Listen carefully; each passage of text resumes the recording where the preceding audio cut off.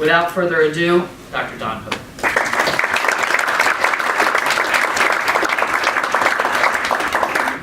Can you hear me okay? Great, okay. Thank you very much. I mean, at my age, you used to stress tests, I think, but usually it was cardiac. Today was an intellectual stress test. But it was great. So let me start first with the obligatory financial disclosures. The support I have from Heidelberg and Topcon can certainly be seen as relevant to this talk. What I'm going to do is summarize what I've learned about glaucoma, largely based on OCT work that we've been doing for the last 8 to 10 years. And I'm going to start with a very brief review just to make sure that we're using these same terms. I think most of this material is familiar to you, but I just want to, again, just in case somebody's in the audience that thinks vision stops at the lens. And since I think vision starts at the vitreoretinal border, I'm certainly sympathetic to that view.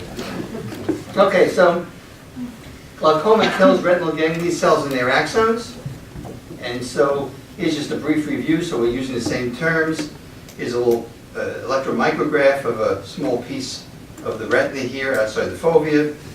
And the cell bodies for the rods and cones, bipolars, ganglion cells, right? And then of course the light comes in this way, electrical activity flows in this direction, and here are the axons that then leave as part of the optic nerve, and you have about 1 million of these axons and 1 million cell bodies from the ganglion cells. So receptors, we don't really care much about the receptors today because glaucoma doesn't really affect them. In a nuclear layer, same. But now it gets interesting because this, in the interplexiform layer, we have the dendrites of the ganglion cells, we have the retinal ganglion cell layer here, and then we have the retinal nerve fiber layer that admittedly has glial cells and it has vessels, but it's largely containing the retinal, the axons of the retinal ganglion cells. So, since glaucoma kills retinal ganglion cells and their axons, the interplexiform is affected, the retinal ganglion cells affected, and the retinal nerve fiber layer is affected. Okay, my voice may not have made it through the stress test. All right, so the other thing you have to keep in mind is the anatomy, the surface anatomy. So to understand the topographical nature of ganglion cells of glaucoma, you want to understand the route that the axons take as they travel to the optic nerve. So you're all familiar with schematics like this, and it's meant to capture the fact that the ganglion cells on the disc side, that is the nasal side of the fovea, send their axons more or less straight in, while those on the opposite side, or the temporal side, arc around, avoid the fovea, and this is only a small part of the back of the eye, of course, so you also have lots of other axons coming in. And this is a region here of particularly dense axons and a region that's particularly vulnerable to glaucomatous damage. Same thing up here, I was just too lazy to draw in all the axons. All right, so here's as you may or may not know, these axons are unmyelinated because myelin would just reflect the light. They don't become myelinated in most individuals until after they pass the lamella cribrosa in the optic disc. But here's a person who was born with some of them myelinated, and you can see the arcuate nature of the fiber bundles. Okay, so now the problem for the glaucoma specialist, as many of you know, is there's no single litmus test. There's no single test you can do to say that this patient has glaucoma. So the traditional definition is that it's a progressive optic neuropathy, that is, it's a disease of the optic nerve that progresses, that's characterized by a particular pattern, I just showed you the pattern, of both anatomical and behavioral changes or damage. And traditionally, the way to do the anatomical test is the physical exam, you know, look in at the back of the eye, augmented often with photos. Now, increasingly, OCT scans are being used for this purpose, in addition, or in some cases, replacing photos at least, but not the exam. And then the behavioral test is the visual field, and I'll say something about that later. All right, so let's talk about OCT, since that's the star of the show. All right, so what can you see on an OCT scan? Well, I don't think I have to tell this group that the way to think about OCT is essentially ultrasound with light. And because light has a shorter wavelength, the resolution is much better with OCT than with ultrasound. So here's a scan through the back of my eye, and this, if we drew in a ganglion cell, it would be about there, and that would be an axon from the ganglion cell traveling down into the optic nerve. This would be the retinal ganglion cell plus in a plexiform layer. I'm going to consider that together. So when I say retinal ganglion cell, I'm going to mean retinal ganglion cell plus in a plexiform layer. Okay, and that's the retinal nerve fiber layer. All right. So it's traditional to look at circle scans in this field. I'm going to say a lot about the circle scan. And so here's a circle scan, again, of my eye, and that's the retinal nerve fiber layer. What you want to think about is you're looking in this direction. So this is a circle scan that's been flattened. You're looking in this direction, right? And over here in this direction. Does that help? Okay. All right, so now, to understand some of the things we do today, you have to understand, as is often the case, the history, what we did yesterday. So if this was a lecture 10 years ago, and some of you, I think, a few of you would have been around 10 years ago, right? There was one machine that we had, and that was the Zeiss time domain machine, and we all looked at the same report. That was it 10 years ago. Right? All right. Now, that machine was, because it was slow, the only thing you could do with that machine for the glaucoma was do a circle scan around and around and around and average whatever you could average in 2 seconds or so, because after 2 seconds you start getting eye movements, all right? And that's what the scan looked like. You can see why it was so small, right? If you knew what this scan looked like, you wouldn't believe how well that machine actually did. This machine started changing the way we look at glaucoma. But look at that image, it's terrible. Right? Right? That plot is often referred to as a T-slit orientation because the scan went from temporal around to temporal. Right? We'll come back to that. This is what the newer images look like. And I put newer in quotes because this is an 8-year-old image. Ever since we had a spectral domain, which is about 8 years ago, this is what the images look like instead of looking like this here. All right. Now this is pseudo color, obviously. So that's retinal nerve fiber layer.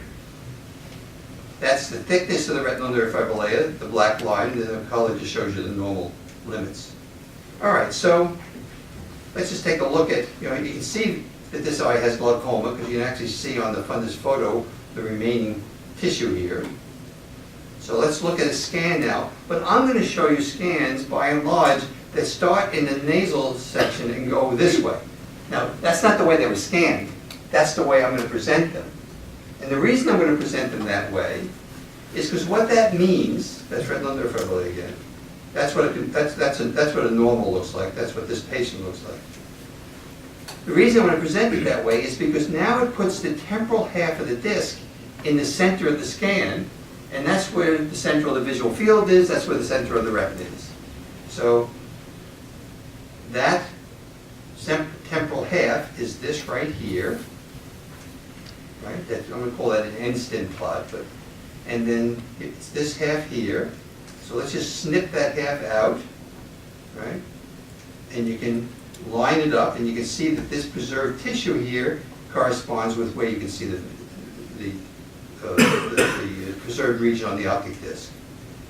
So that's, I just drew in one ganglion cell. We can actually flip this, and so preserved tissue, the ganglion cells are preserved. Does that help? Okay. All right, so what can you actually see on an OCT scan? So a couple of years ago, I decided it would be cool and educational to actually look at a comparison between adaptive optics and what we see on OCT circle scans. So could the adaptive optics, which we know has better resolution, teach us something about what we're seeing on the circle scan? And for that purpose, I teamed up with a few people. The machine at that point was a state-of-the-art machine, it still is probably, built by Alf Dubra, and it was one that he built for Richard Rosen's lab, who's in New York. And Toko Chu I think she was a postdoc with Don Miller, and then she came to Rosen's lab, and she's been a collaborator in this work. So this is AO. This took Toko about 40 minutes to obtain, because they're all 1 degree by 1 degree little images. Each of these white lines is a bundle of axons, right? It then took my lab about 3 days to montage this and line it all up, right? And what I was going to do is compare it to the circle scan that took 2 seconds to get, and another 5 seconds to analyze. All right? And so that's the OCT. This is the adaptive optics, right? And this circle scan was obtained right around here. So we can line this up now based on the blood vessels, because there's a blood vessel, there's a shadow associated with the blood vessel, there's a blood vessel, there's a shadow, and so on. So we know exactly where we are. And I want you to notice that wherever you had preserved bundles, you have a hot spot. There. This whole region is preserved, and there it is there on the OCT, right? And there. And wherever you have missing bundles, you have a dark place, like there, there. We are seeing, with the OCT, in a matter of seconds, local regions are preserved with damaged bundles. Not we. You know, this is your machine downstairs, or we're upstairs. I guess we're up downstairs. Wherever that machine is, it can do the same thing. But, by and large, I'm going to argue that glaucoma specialists are not making optimal use of this information. All right, so let's see what else we've learned. So where is the damage at the disc? That's one of the questions we asked. So here's a study we published in 2012 in which, instead of circle scans, we took cube scans. So cube scan, volume scan, 3D scan, these are all terms that mean the same thing, that you've got a whole bunch of these single line scans. And so in this case, there are 128 line scans, again within 2 seconds. And each of them, you know, this one here looks like this. You can see it's right through the fovea. And from this, we can get retinal nerve fiber layer, and we can get retinal ganglion cell.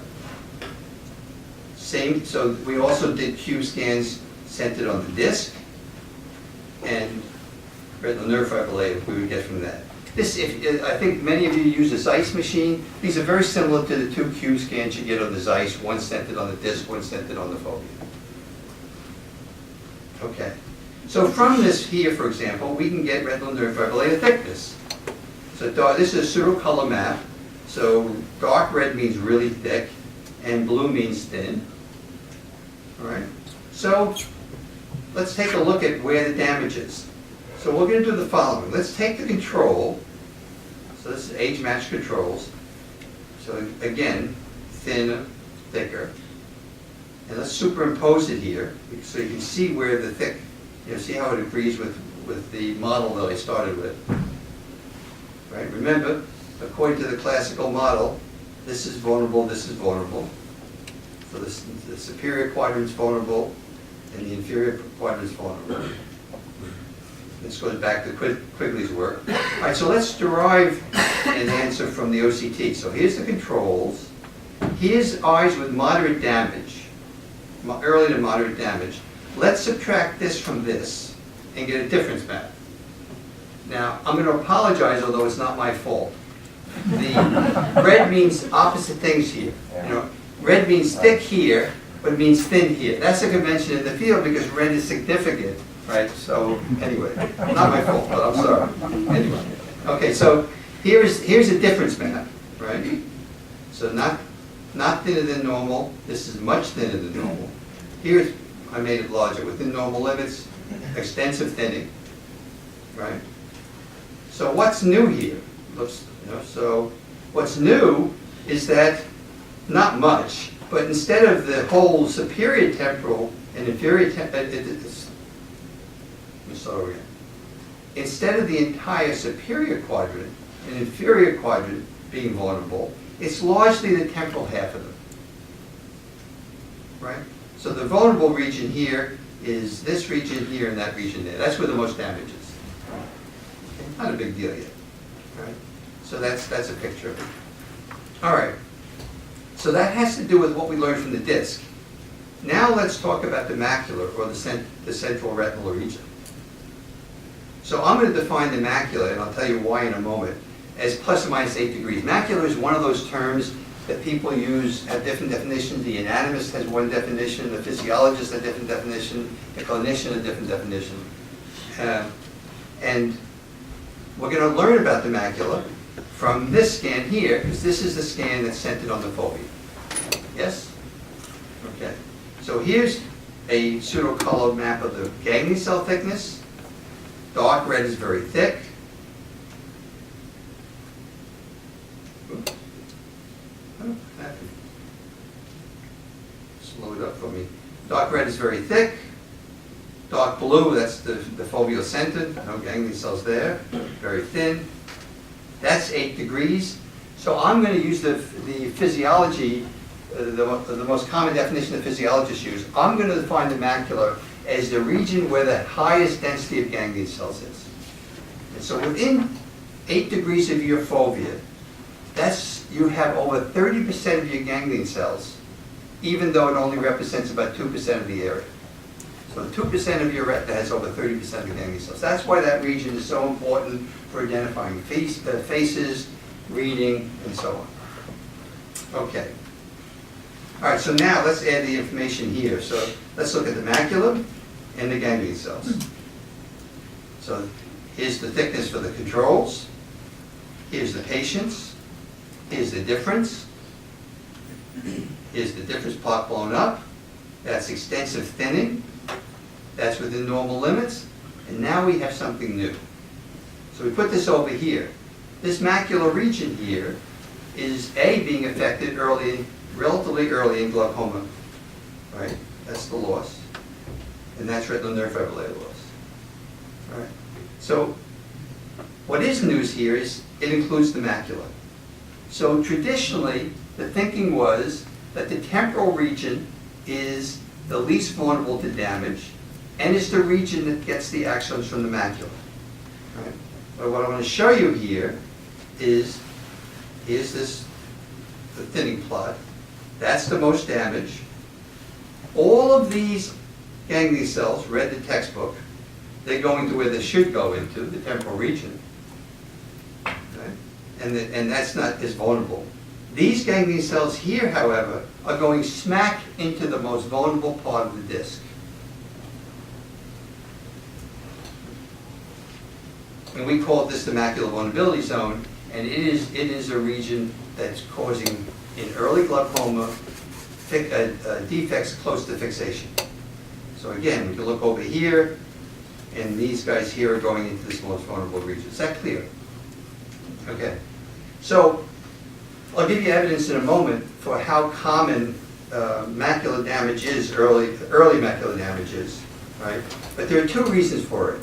One reason is right here, that these axons are going into the most vulnerable region and creating these deep arcuate defects near fixation.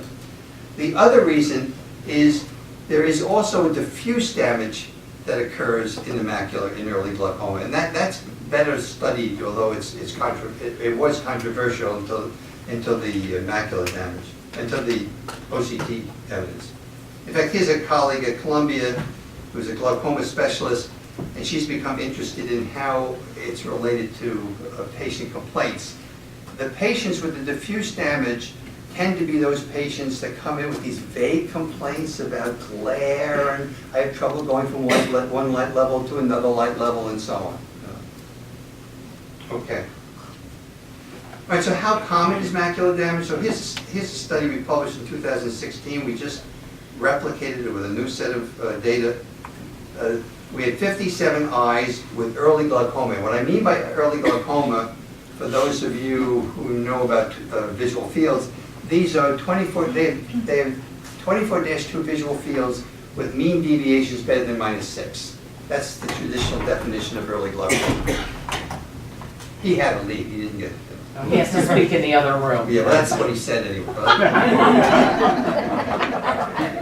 right, so 57 eyes with early glaucoma. These are the eyes that weren't supposed to have macular damage, right?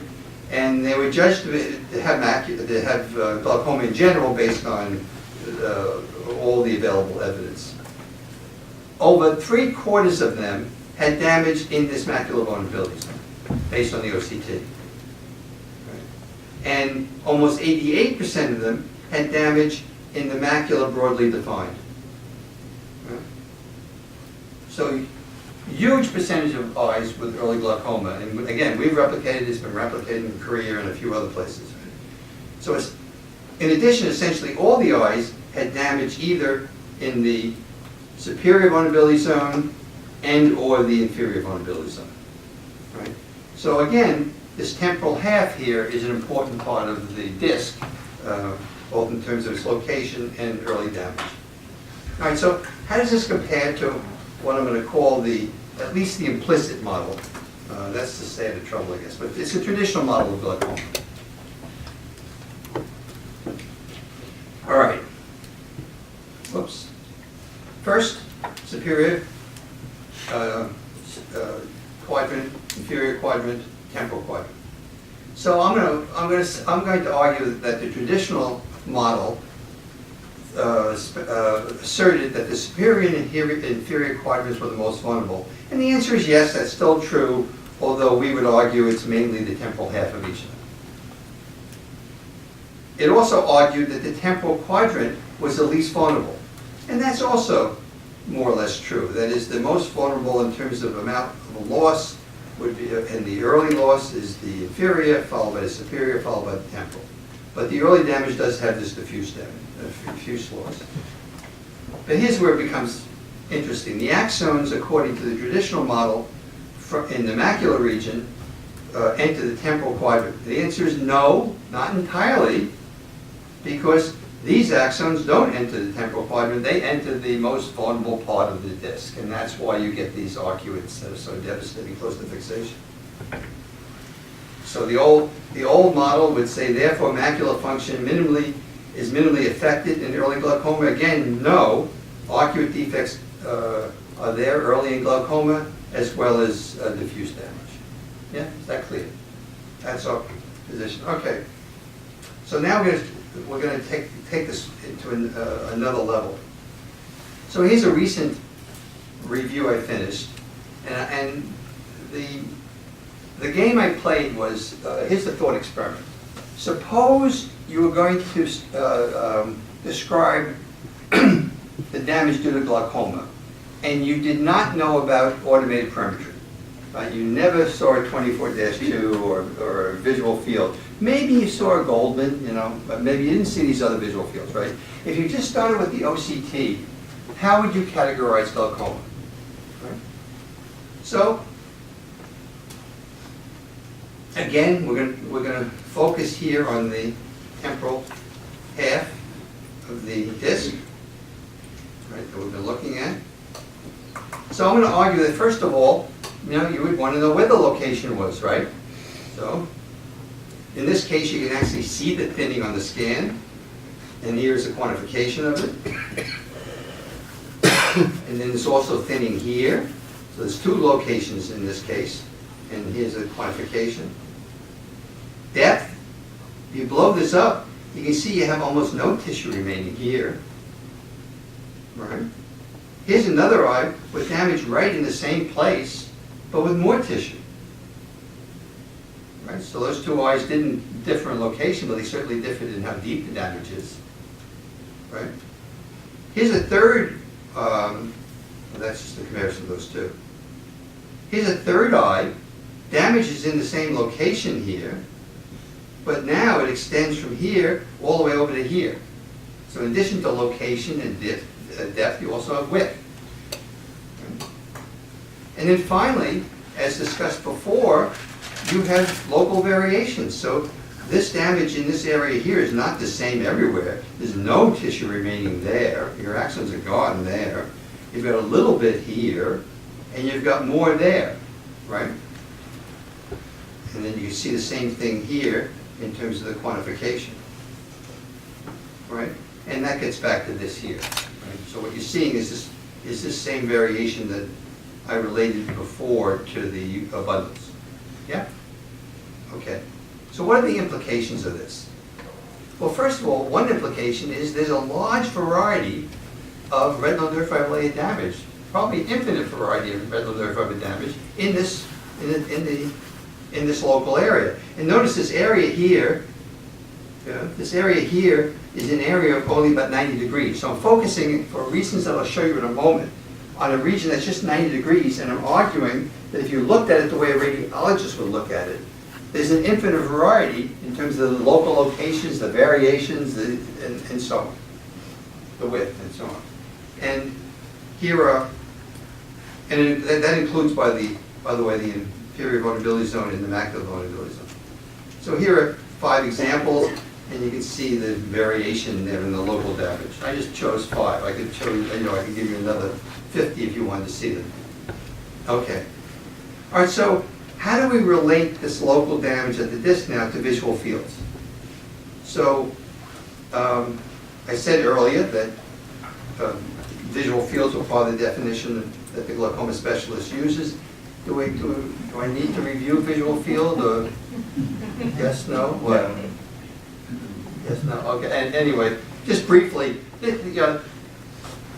thousands of these are being done as we sit here around the world.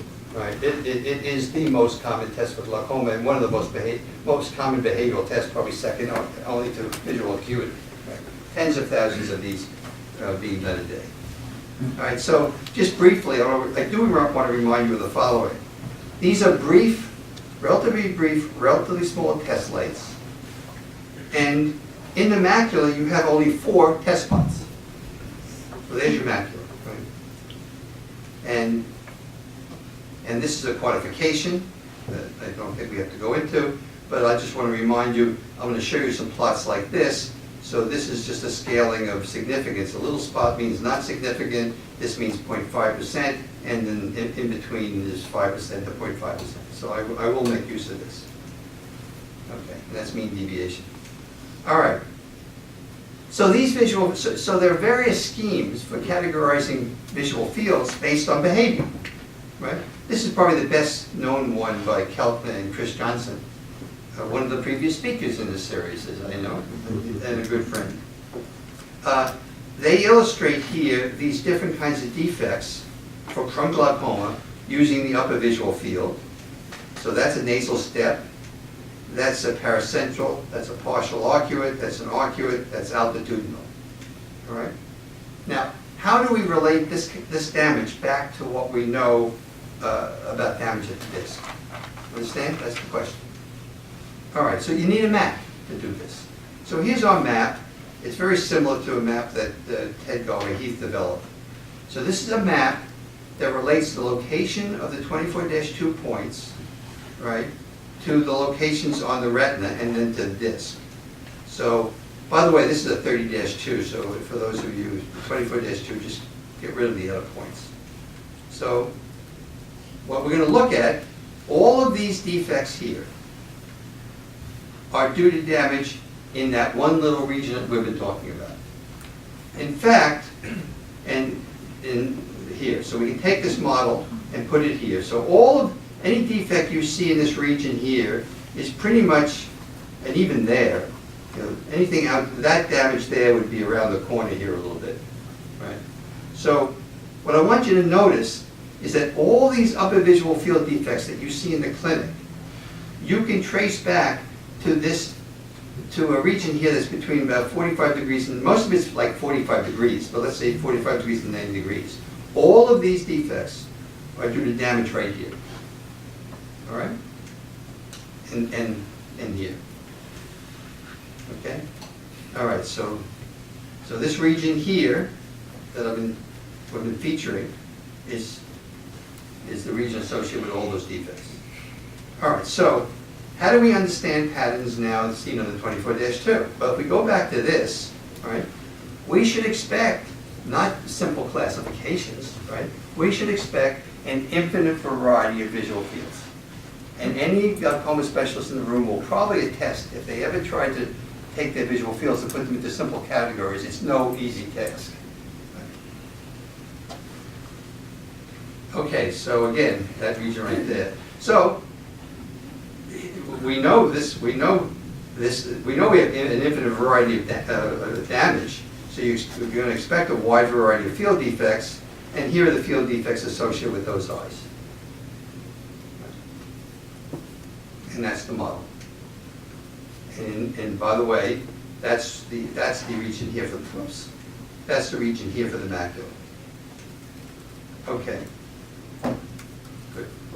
All right, so now I want to take that and ask what are the implications, I guess we've been doing the implications for the clinician. One more implication.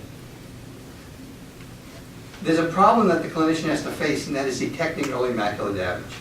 And let me just use this, let me just say that I don't know what's being done now. I know the field's changing fairly rapidly, but at least when we started this work 8 years ago, it was common that in addition to a disc exam and a photo, the patients would get a 24-2 or a 30-2 and an OCT scan of the disc, right?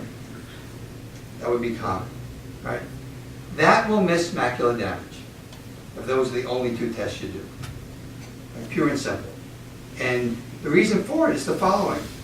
The 24-2 points are poorly sampled the macular region. Here's where you're actually sampling with those 4 points in the center. Here is the damage that we see on the OCT. It's falling in the middle, between those points. Right? And now a number of studies, this is not just our group, a lot of these are from our group, but a number of studies have documented this. Admittedly, this is an extreme, but it's not an exception. We have lots of examples like this. But here's a patient tested on a 24-2 visual field and a 10-2 on the same day, right?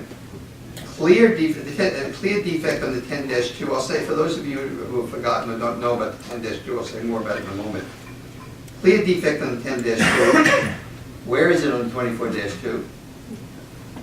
And I'll remind you that the spacing here is every 6 degrees, starting up and over 3. The spacing on the 24-2, however, is every 2 degrees, starting up and over at 1. So you've got all of these points inside the macula, right? Whereas you only have 4 points here, right? So this region here is the same as everywhere. So notice that what we can do, notice the deep defect here. See that deep defect here, all the negative numbers? So let's take these points and superimpose them on here. And you can see that this deep defect is falling between those points. And there it is if I bring it up here. Right? So the solution in the clinic is either use a modified 24-2 pattern, which Zeiss is just coming out with, or right now obtain a 10-2. I see no reason, if you think a patient has early glaucoma, not to do a 10-2. If not the first session, at least the second time you bring back the patient. All right, so modification here, you want to include a finer grid, or like a 10-2, or modify the 24-2, oops, wrong direction, and then you want a scan that includes the macula, not just the disc. Okay, just to give you a feel for how at least it changed my thinking. I don't know, when you see nasal step, I'm not sure what you think a nasal step is, but you know, until a couple of years ago when I heard nasal step, I would think, oh well, that's damage that's outside the macula, it's early damage, and at some point I'm going to have to worry maybe that approaches the macula, right? Fair enough? I see a nasal step now, and I say, this is probably macular damage already taking place in this eye. And let me give you an illustration of why I'm saying that. So here's a patient with a field with what looks like a beginning of a nasal step here in 2011. All right. And then that would be right here. The OCT looked normal at this point. Right? And that would be right here on the thickness plot. You know, unless you had earlier scan, you wouldn't know anything was going on. 2013, it looks like it's a little more obvious. 9 months later, it looks even more obvious, although that's just probably test variability. In between these two times, we got this curve here. So you see what happened between 2011 and 2014. When you had a nasal step here that was getting worse, you really had damage in this whole region that was slowly getting worse, including right here, there, which is your macular vulnerability zone. And if you think about it, it makes a lot of sense. Oh, here's a 10-2, by the way. So if you look at the 10-2, you can see you've got damage on the 10-2 that corresponds. And I can tell you spatially it's in the right place. So what was happening is this is only a 45-degree or so region. That whole region was going down. Not a big surprise, right? And if that's the case, in addition to a nasal step, you should be getting loss all the way over into the macula. All right, so what are the implications for OCT reports? So, a couple of you asked me today about, how one goes from research, basic research, which we started with, to influencing practice, and we can talk more about that later. But one thing you have to do is you have to speak to the clinician, and then in terms of reports and things that they understand and they need. And then you have to get the manufacturers to change their reports. Yeah. So we started that process in 2014, and I'll tell you what happened just 2 weeks ago in a couple of minutes. So we developed this one-page report that was made it easy to look at macular damage and retinal nerve fibrillary damage at the same time, and also related to visual fields. In this case, again, like your Zeiss report, it had 2 cube scans, one centered on the disc, and from that we get retinal nerve fiber layer thickness, and again, dark red is thick, and that is thin. And then we had a cube scan centered on the fovea, and we got retinal nerve fiber layer again from that, and we got retinal ganglia cell, thick, thin. We then turned this into a probability plot by comparing it to normals. It's what I guess sometimes it's called a deviation plot, but probability plot, same thing. And so dark red is significant at 0.1%, red would be 1%, yellow would be 5%, and green would be 10%. It was continuous. Right? And we then flipped that into field view because we want to compare it to visual fields. We then took, oh, by the way, so you can see there's a little chunk out of this, right? And that's the macular vulnerability zone, by the way, and there it is on the probability plot. All right, so then we took these 2 retinal nerve fiber layer plots, stitched them together, since the machine knows where the center of the fovea of the disc is, right? And turned them into field view and also probability plots. All right, so we've got probability plots for retinal nerve fiber layer, probability plots for the macula, both in field view, meaning they're flipped along the horizontal so you can compare them with the field. It's just the way I'm flipped in the back of your eye. Doesn't bother me. All right. So that's significant, and that's not. Okay. Now, you can add to compare the visual field, this is another eye. There's a nasal step, right? So that's significant, and just a plain dot is not significant, right? So again, you can see the visual field is missing macular damage. Here's the damage that's associated with that arcuate, right? And then in between would be in between, but and then here is what's in the macula. There's a 10-2, so we do the same thing. There's a couple of points here. We can superimpose them on this, and you can see again topographical agreement. And you can superimpose them over here too, topographical agreement. So it's a way to quickly look at the agreement between field and OCT. Again, 24-2 can miss macular damage.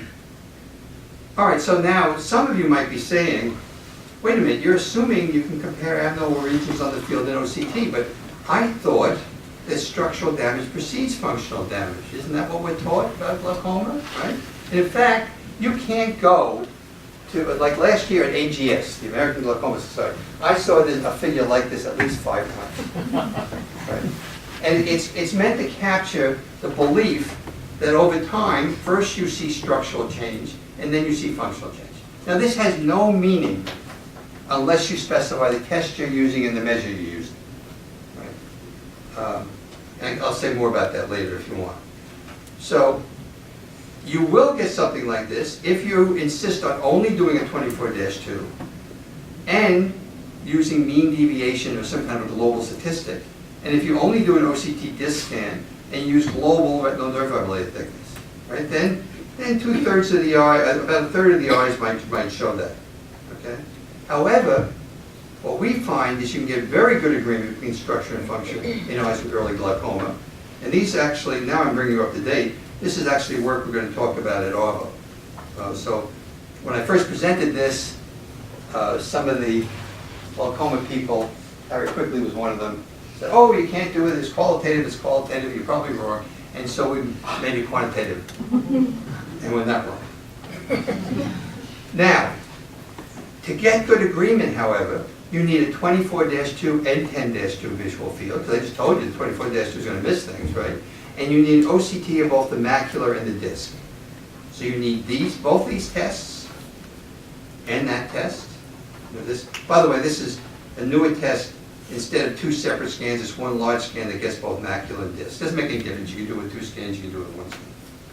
Okay. And you want to measure not these summary statistics, but the deviation probability maps. So you want to look at these deviation maps, and you want to compare them to these probability maps. And again, those are in field view. So the way I would change the clinical add to this, in addition to wanting a 10-2, I want you to look at these probability maps, not the metrics. And in addition to getting a scan of the macular and the disc, I want you to look at the probability or abnormal regions on this and compare it to the visual fields. So what's the implication for the reports? So this is a TopCon report, and again, I don't get a penny if you use this report. Although I do have a grant from them, I do have equipment from them, you know, so I have a financial disclosure here. But anyway, this has been it's been outside the U.S. For a while. As of about 2 weeks ago, it's now in the machines in the U.S. And it took a long time to get from there to here. This is a blow-up of it. It's we don't have, it doesn't automatically put the visual fields on it, so what you have to do is send a resident. Right? God forbid you do it yourself, right? But send a resident and look at the field and circle the points, right? And you can see this defect here is associated with those points. And here's a 10-2. Circle those points, you circle that, right? And actually, I should have done it and circle this, and you can see you've nailed it. You're done in 10 seconds for those of you that time is money. You're done in 10 seconds. You've got structure function agreement. There's just no question what's going on. I should say, after you circle this a couple of times, you start doing it by memory. You know, it's not a big deal, right? It is a beautifully, if a disease can be beautiful, this is a beautifully topographical disease that when we used to do Goldman's, we were in touch with. I think we sort of lost touch of it a little bit with the newer technologies. All right, Heidelberg also within the last week or so has released a report that's also based on the same principles.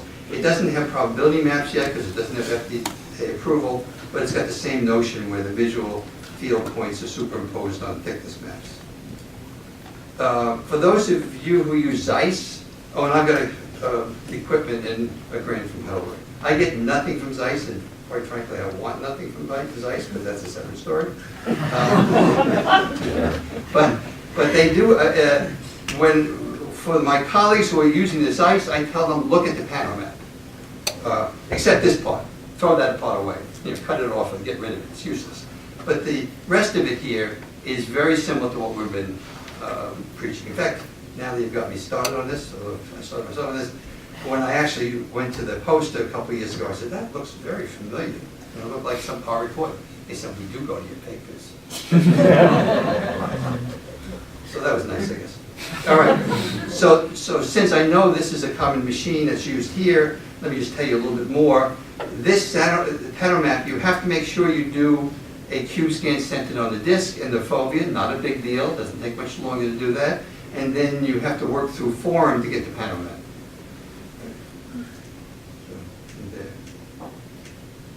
By the way, they've also put a toggle switch in here so this can now be viewed in instant. So that's retinal nerve fiber layer thickness, that's a probability map. That probability map is not flipped, so that's in retina view, but you can easily flip it and put a little transparency on top of it until they get around to doing what I think they'll do inevitably, and then they can actually put the actual points on since they own the Humphrey machine, so they can actually put the abnormal points on. And that's the ganglia itself. So just to finish up, so the only thing else I would add is, in addition to these things, I think you want to keep pressing the manufacturers to return to a nice circle scan that you can look at, because there's so much information in the circle scan, but that's an entirely different lecture. Speaking of other lectures, this is just a summary of some of the, these are 2 long reviews, these are very short perspectives, and then thanks to Murray Fingeret and his encouragement, I actually put lectures on my website. And here are people who are involved in it, lots of undergraduates. I mentioned these people in particular. Ali Raza was in my lab for 8 years, and then he went to medical school. He's just finishing medical school at Harvard. He's got enough publications to get tenure in most ophthalmology departments, and I don't think he's going into ophthalmology. So if anyone wants his publications. And then the people in yellow were well, this is a new postdoc, but Gus DeMoris has been working on this with me for 8 years, and here are the 2 key ophthalmologists that I've gone over, at this point, hundreds if not thousands of patients with them. So thank you.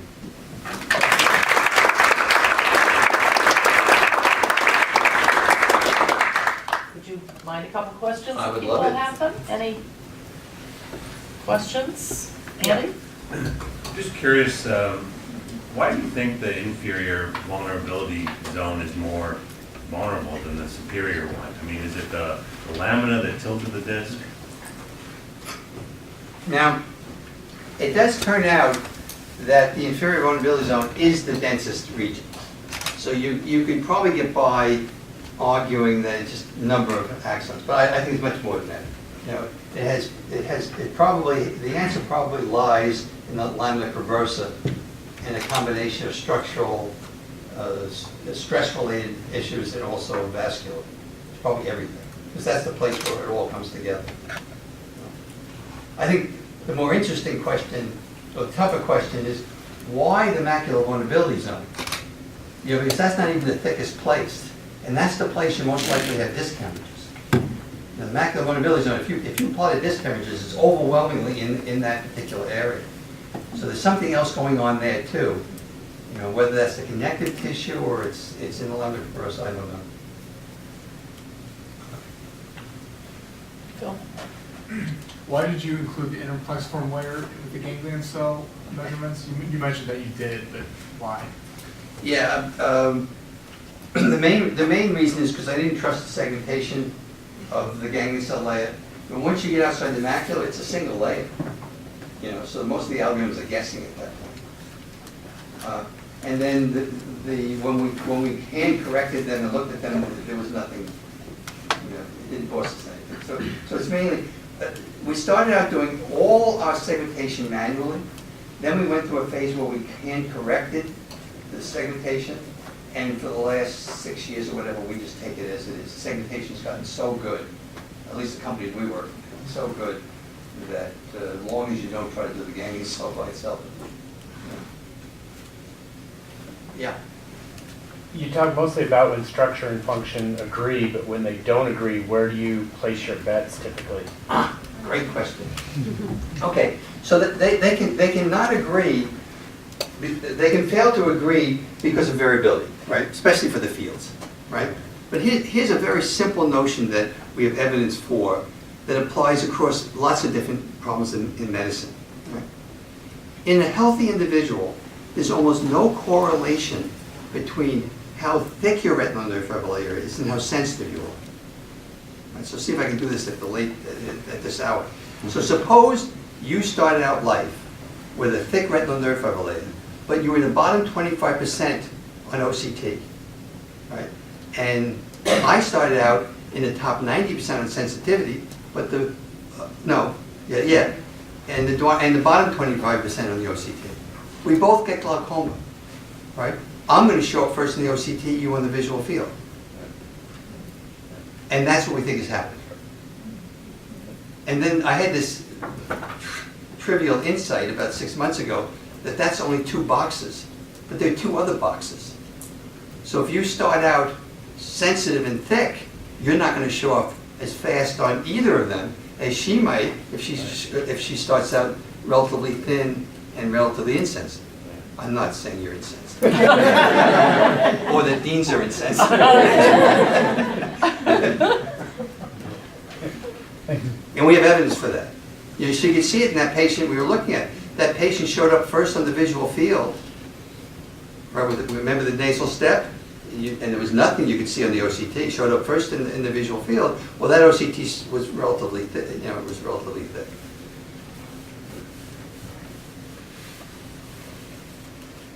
Okay, well, Don, I can't thank you enough.